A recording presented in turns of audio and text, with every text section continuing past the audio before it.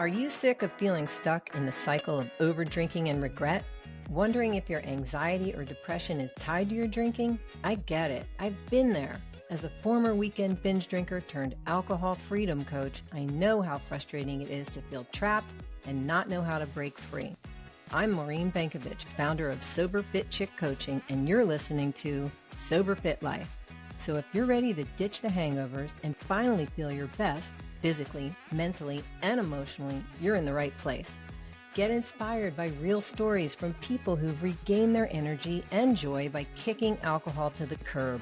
Plus, hear from health and fitness experts who share practical tips and science-backed insights to help you thrive alcohol-free. Ready for a fresh start? Let's get sober fit.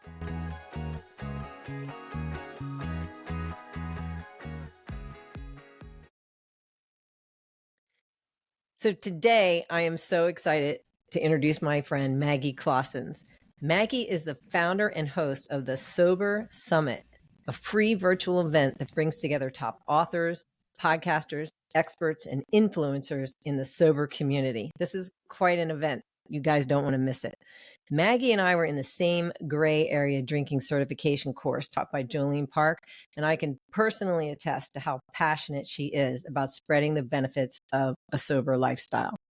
Maggie is also a certified alcohol-free coach, supporting individuals through one-on-one coaching. She helps people change their relationship with alcohol and discover a life filled with greater meaning and purpose beyond sobriety. So welcome, my friend Maggie. Oh my gosh, Maureen, thank you so much for having me. I'm so excited to do this and be here.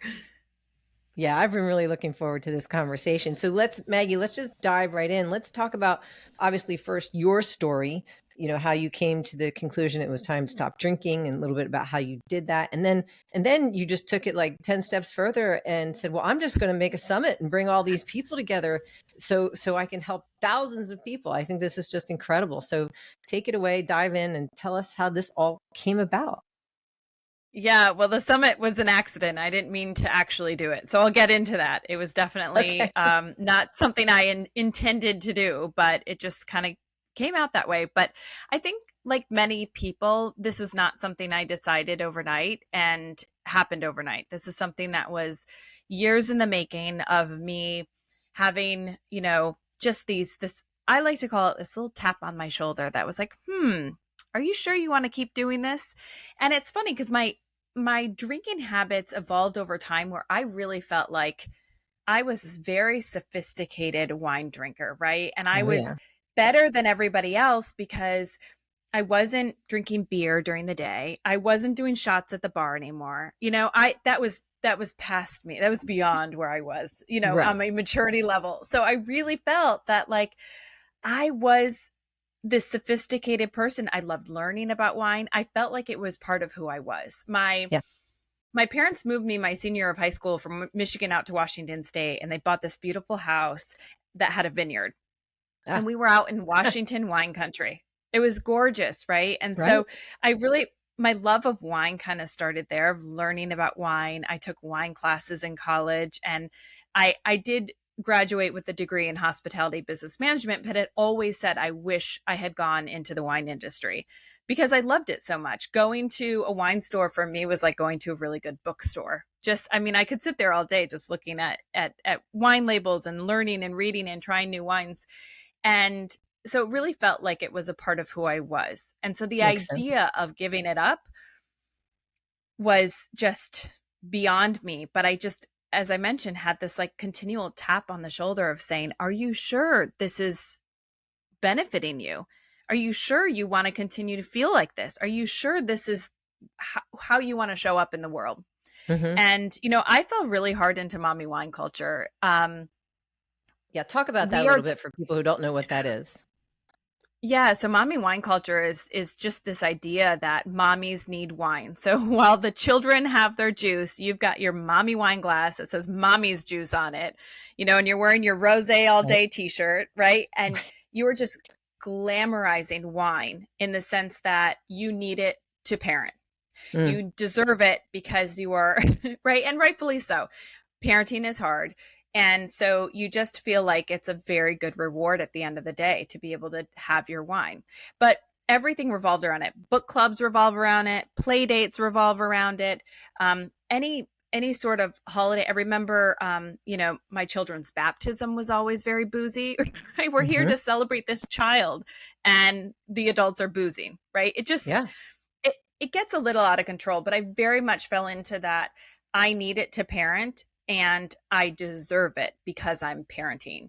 And when the pandemic happened, I was able to get wine delivered to the house all of a sudden. And so it just, for me, the pandemic, I think people fall into two different categories. Either the pandemic slowed down their drinking or it ramped it up. And for a lot of people, it ramped it up. And I was one of those people. So having wine delivered to my house, I did slowly look at it and say, well, gosh, I just ordered that case of wine and it's almost gone. I got to order another one. And then I started ordering 2 cases at a time. And so more convenient. This idea of more convenient and this idea of, am I drinking too much? Like, am I paying too, like the idea too of like how much I was spending on wine came out of it too. I'm like, I'm spending quite a bit of money because I was so sophisticated. I was spending a lot more on my bottles of wine than I was when I was in college, right? I'm not talking about the yellowtail wine. I had now upped it to, $30, $40 bottles of wine because I was sophisticated wine drinker.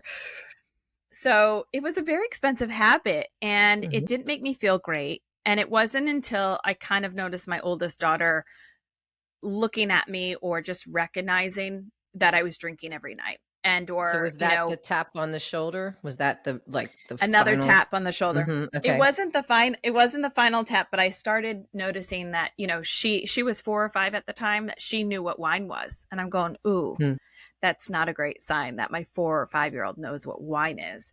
The ultimate thing that happened that really was the biggest, like, kind of slugger into the shoulder was one night I was bathing the kids upstairs, and my husband, who's so gracious and cooks dinner for us, he was downstairs, and I could hear the wine bottle pop open, and I could hear the jug of the wine going into his glass. And I thought, oh my gosh, he started without me.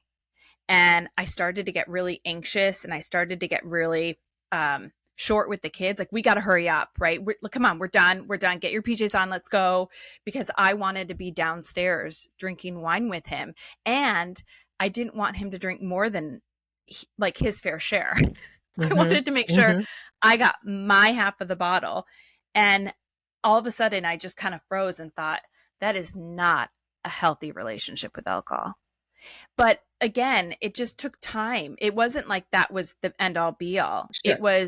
That was what started my curiosity of sobriety, and finding all these quit lit books and podcasts. And then it was a couple years down the road of multiple times trying before it actually happened. And I talk about, a lot in my story about doing kind of the homework. It was listening to those podcasts and reading those books, that constant messaging of how amazing sobriety is, that actually gave me the courage to say, I'm done. I want to give this a real go. You bring up a really important thing, because it's so important to start hearing something different than what our alcohol saturated society is constantly telling us, and what's being reinforced with marketing. So you bring up a really important point, that this whole world of quit literature and these podcasts are out there to introduce a different way of thinking. Exactly, because you think, what's wrong with me? And then you realize, wait a second, there's a whole group of people out there that feel the same way I do, that feel stuck in life the same way I do, but they don't identify with being an alcoholic. They don't identify with hitting rock bottom. And so this sober curious movement was just it. I came in it at the right time of, having people who'd gone before me, who had written the books and started those podcasts, because I just feel so grateful that existed at the time where I was ready for it. And hearing those messages allowed me to get excited about it. It was something I was actually excited to do and to try. And so I actually didn't go into it thinking I was going to give up alcohol forever. I did a 100-day challenge, and that was it. That was my goal. And what was your goal at that time? Like, what were you thinking? Like, I'll learn to moderate?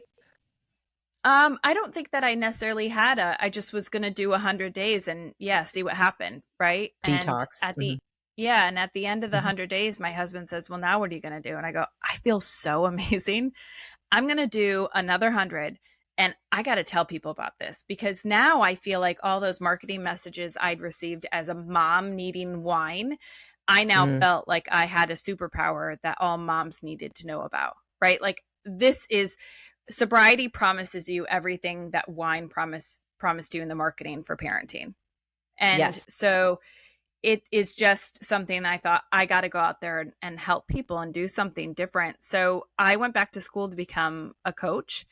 And I had this idea of doing the summit, and I pitched it to a few podcasters because I was nobody in this space, right? I hadn't written a book. I wasn't an influencer on Instagram. I hadn't even gone out to my social media people, my inner circle on socials, and said I was doing this. And so, they were so nice. They politely declined and said, we don't know what a summit is. And, we don't have time, but if you do it, we'll be a part of it. And so I thought, well, I can't do it again. I'm nobody in this space. And it's funny because at that same time, I was listening to that very podcast. It was Over the Influence that did it for me. And Sharon, the co-host of the podcast, was talking about how she just ran a marathon in sobriety, and that she wasn't a runner. She wouldn't have done it if sobriety hadn't been there. And I kept thinking, well, if she can go run a marathon not being a runner, maybe I could do something that I think I have zero qualification in doing, right? Maybe I can just do it. And so I did. I said, okay, I'll try it. Let me stop you there, because I think that's really important. So are you saying, so once you became alcohol free, you were developing this confidence through listening to other people who had done it before you, and now you're thinking, if I can stop drinking, what else can I do? It sounds like. Oh yeah. And there's, you hear people running marathons, you hear people climbing mountains, you hear people writing books, quitting their jobs and doing their dream job of what they've always wanted to do, all these things. And it doesn't have to be these really large things. It can be the small things too, right? Just something you've always thought you wanted to do, or you know what sobriety gave me? It was the idea of, I want to do this. And drinking, I'd say, I want to do this, and I would just never do it. But in sobriety, you say, you're right. In sobriety, you say, I want to do this, and I'm going to actually go do it.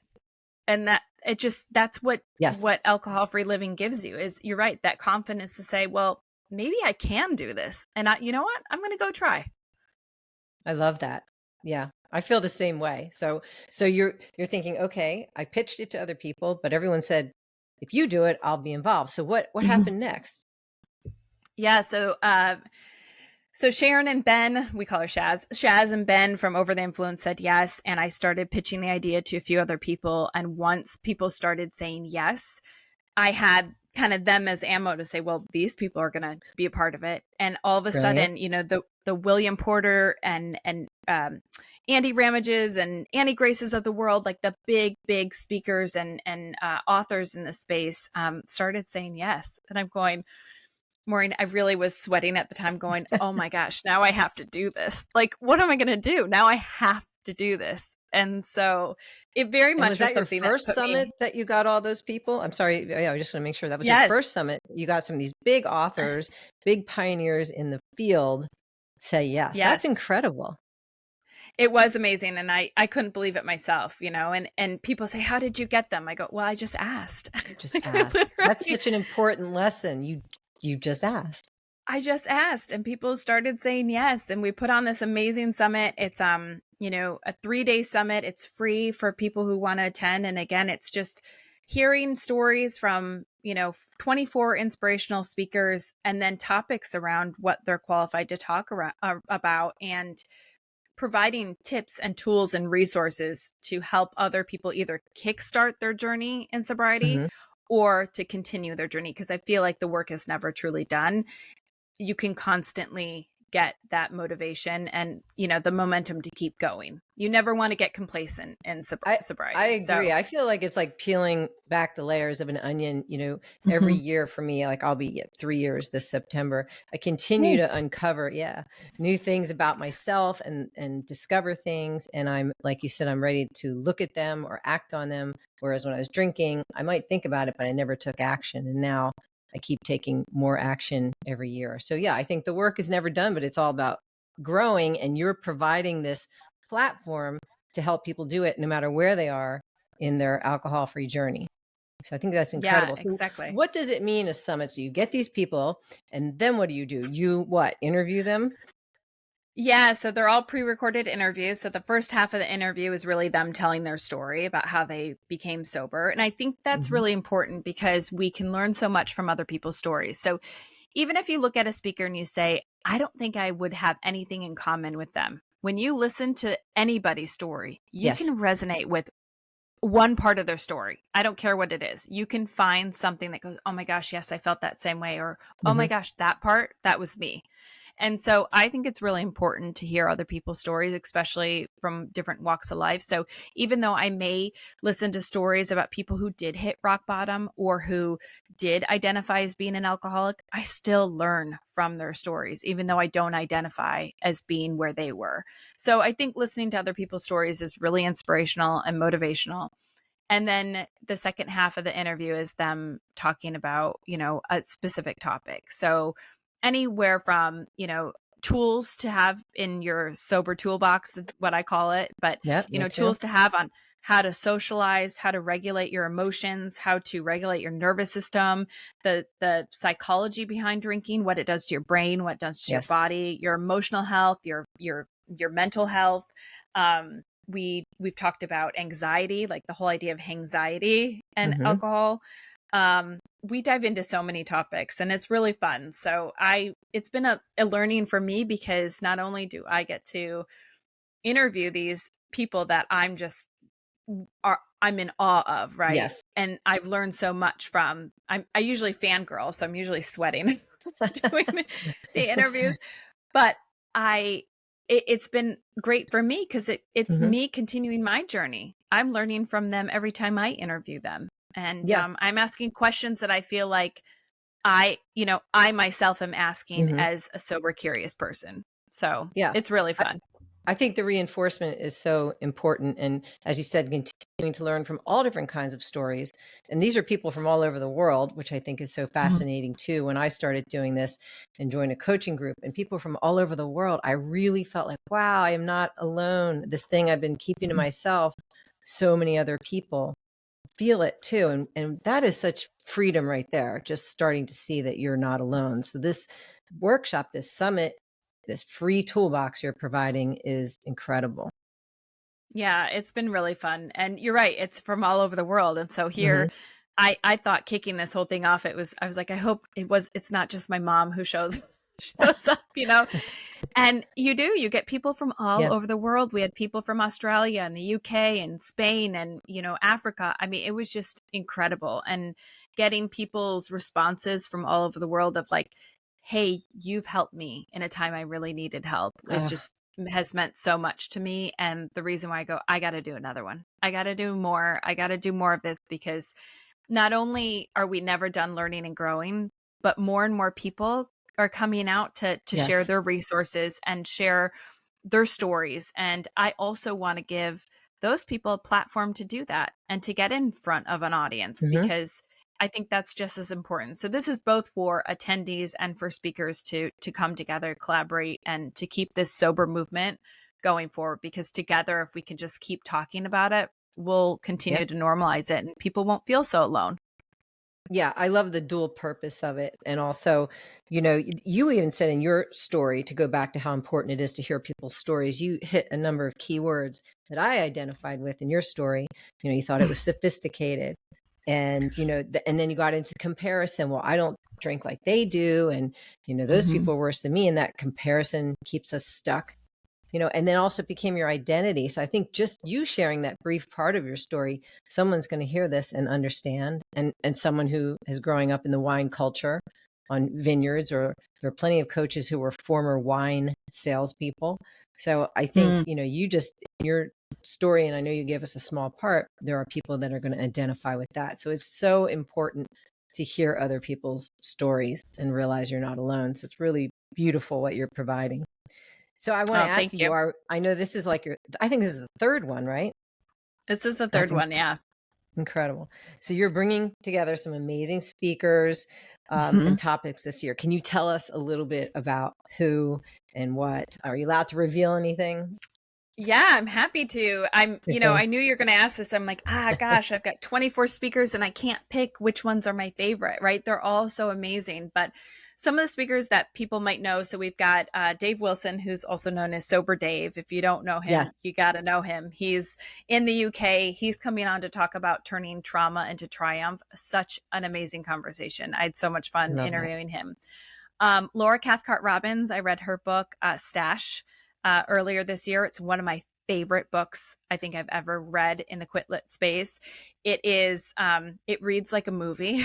I asked her, I go, are you going to turn this into a movie? She said, maybe. But she's coming on to talk about a topic that I think is important in the fact that sobriety isn't just alcohol. She actually had an addiction to Ambien. And so I think that's important because oftentimes we remove alcohol and we turn to other things. Right. Yes. And I think it's sobriety to me is really being able to deal with life without turning to any sort of, physically altering substance. So such a great conversation with her.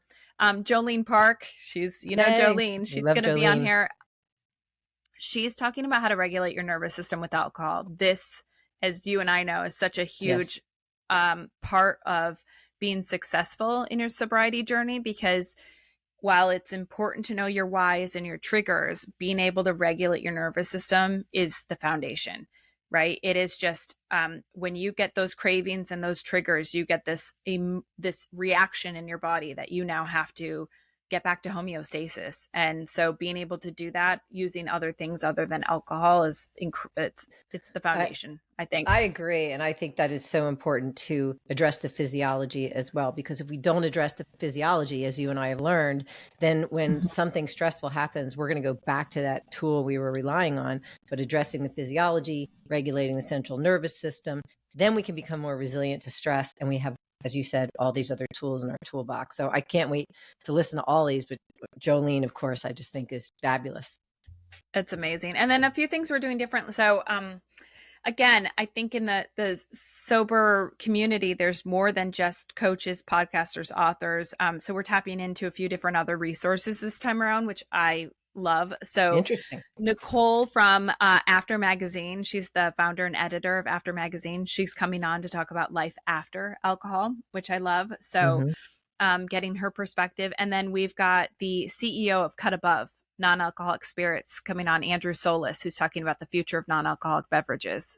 So that's a fun one. And then we have two mocktail experts coming on day 2 and day 3, teaching us how to make some fun mocktails. So we have Deb Podlogger coming on to talk about how to make a Jammy Jam Mule, and Derek Santiago, who's coming on to talk about how to make a whiskey sidecar, both of which are delicious. So I think that's so important to give people options and let them know there are fun mocktails to make, that there are a lot of them that have adaptogens that have a healthy benefit to it. So that'll be really interesting to listen to.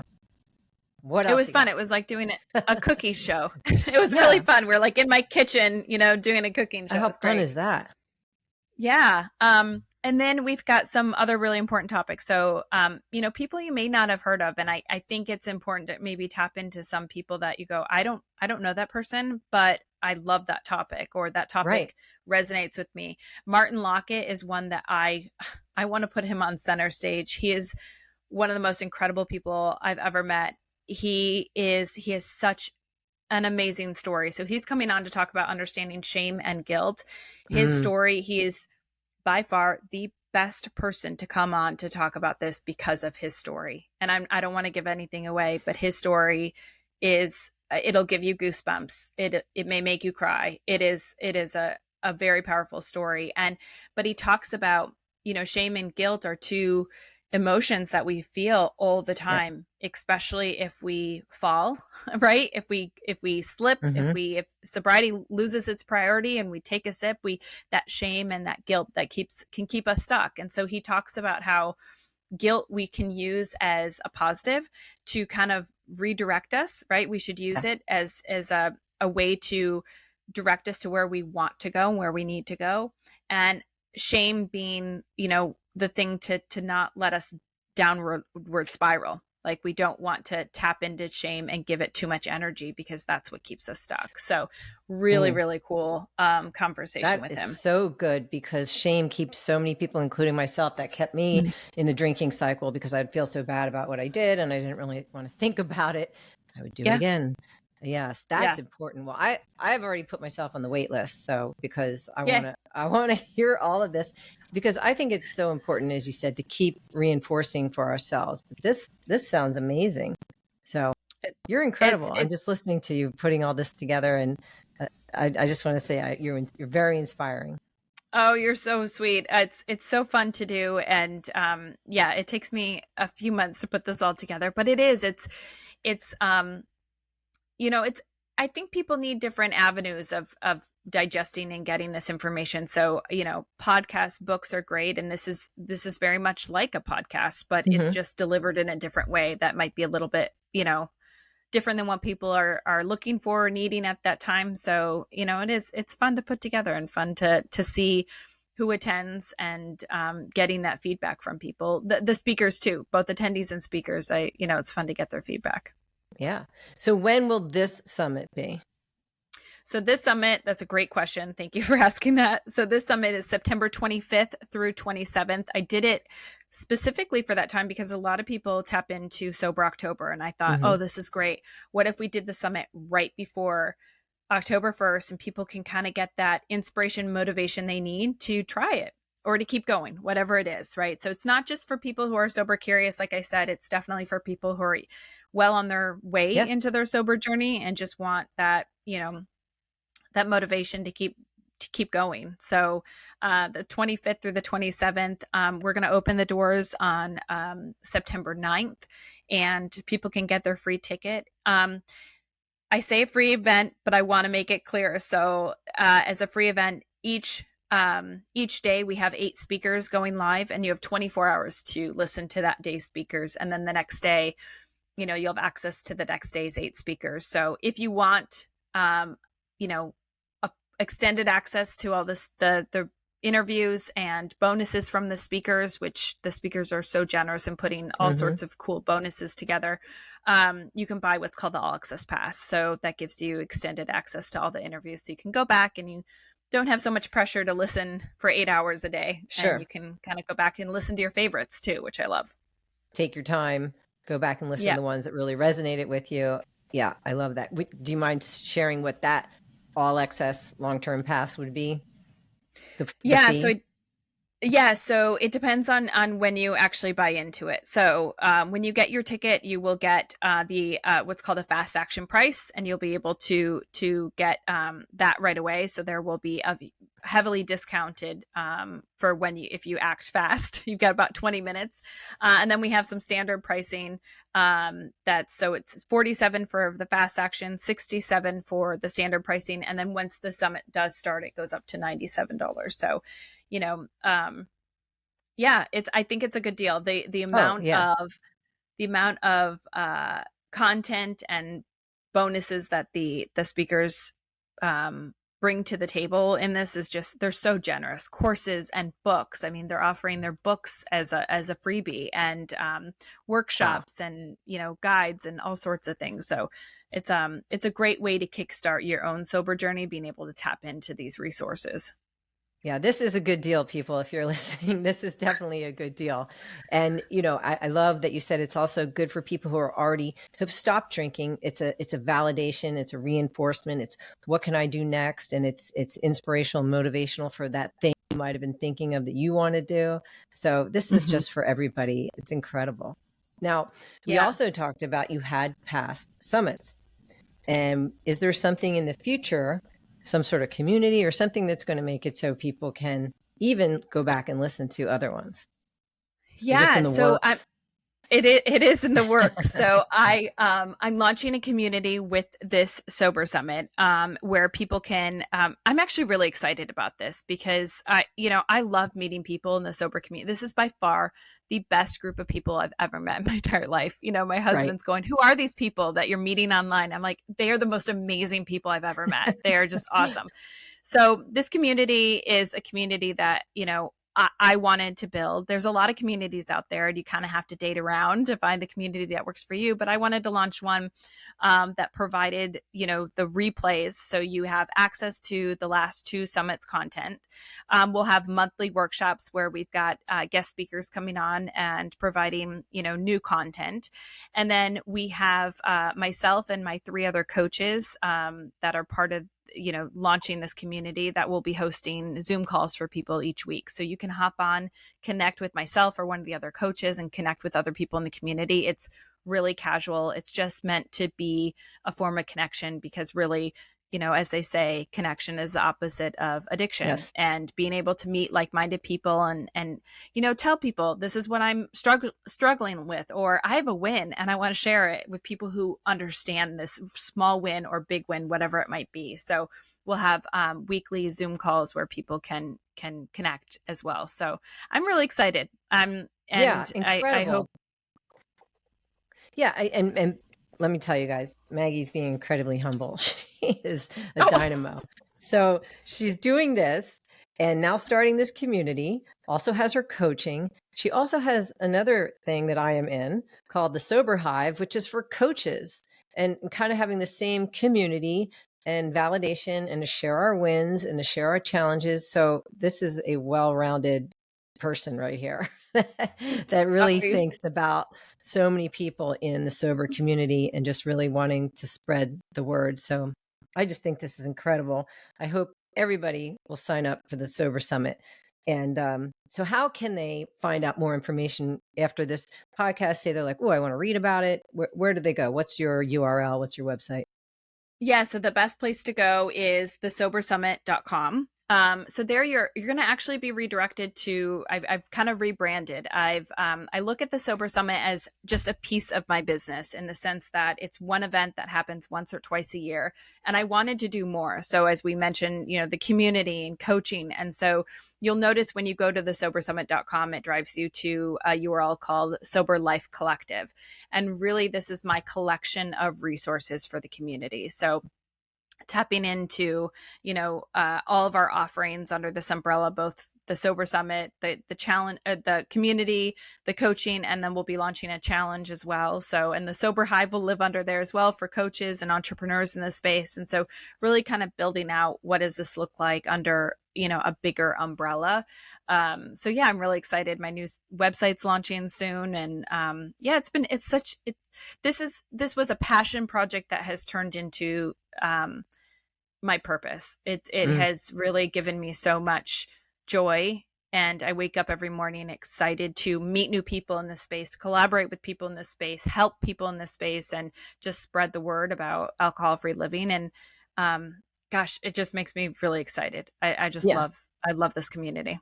You can tell listening to you, talking to you. I know from interacting with you. Yeah, you're, like I said, just very inspiring. And that's what we need, because otherwise we're being hit every day with the big alcohol industry marketing, and we're told this is what everybody does, but it's not what everybody's doing anymore. There are so many people coming awake and alive to, hey, I can choose something different. And like you said, they don't have to be at rock bottom. It can just be, this is no longer serving me. And what else is out there? So this Sober Summit is one of the ways you can find out what else is out there. And I think that's wonderful. So I want to ask you, Maggie, what do you do, since this podcast is Sober Fit Life? What do you do for your sober fit life? And that could be mentally, physically, spiritually, or all of them. What do you do? It's a great question. And by the way, I love what you're doing with Sober Fit Chick. And the answer to that question is, I try not to ever become complacent. And what I mean by that is, I look at, to your point, this is, to me, I do this too. It's an onion that we're peeling back, and removing alcohol is just this one layer. And then it opens up the door to so much. Mm-hmm. And for me, it's turned into a personal growth and development journey. And how can I push myself to be outside my comfort zone? And how can I think about how I want to wake up and start the day? And who do I want to show up as in this world? And it's given me that self-awareness to really understand my surroundings and how I'm living, and alter what my actions, behaviors, thoughts, patterns, etc. to really show up how I want to. So for me, it's really about personal growth and development. And so I continue to listen to the podcast. I continue to read, and it might not be about early sobriety for me, but it's about other Right. things. Right. And I'm taking these tools that I'm learning from my sober journey and applying it to other areas of my life. So I really enjoy the learning process. And I think for me, that's whether it's about fitness, nutrition, sleep, whatever it is, regulating my nervous system, how to be a better parent, whatever it might be. It's just this constant curiosity. It's taught me to be curious about everything, about how I want to show up in this world. And that self-awareness piece has been the greatest gift, I feel. It is the greatest gift. And I always share it with my clients, and it was this way for me too. Alcohol was the first big domino that we had to knock over. And we couldn't look at all the other things and experience all the other things without removing that big obstacle, that big barrier. So you're just continuing, as I am too, to knock over all these dominoes. But you knocked over the first big one, and that's what you're helping other people do now too. So I just want to thank you for all that you do, all your inspiration, and you're so authentic in your passion for this, and it just comes out when you talk to Maggie. So I do hope everybody will look into the Sober Summit and check out. So go to the Sober Summit, but it'll take you to the Sober Life Collective. Say it again. What was it? Yeah. So just go to thesobersummit.com and it'll take you to where you need to go. So I hope you'll join us for the event. And I'm excited. Reach out to me too. Come say hello, and either on socials, or you can find everything on the site, but either on socials or email me directly. And I love meeting new people in the space and hearing everyone's story. I feel like you all have a story to tell. Yes. So start sharing it with others, and I'd be happy to listen because I love hearing them. So I will, of course, put all of this in the show notes, where you can find Maggie, where you can find the Sober Summit, the dates of the Sober Summit. So check it out. And again, thank you so much, Maggie, for coming on today on Your Sober Fit Life. Oh, thank you so much for having me, Maureen.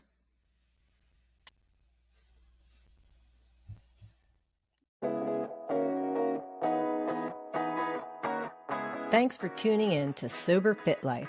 If this episode hit home, I'd love for you to leave a review. It really helps others find the show. And don't forget to follow me on Instagram at SoberFitChick LLC for more tips and support. If you're ready to take the next step, grab my free alcohol-free weekend toolkit and start living your Sober Fit life. Stay inspired, stay sober fit.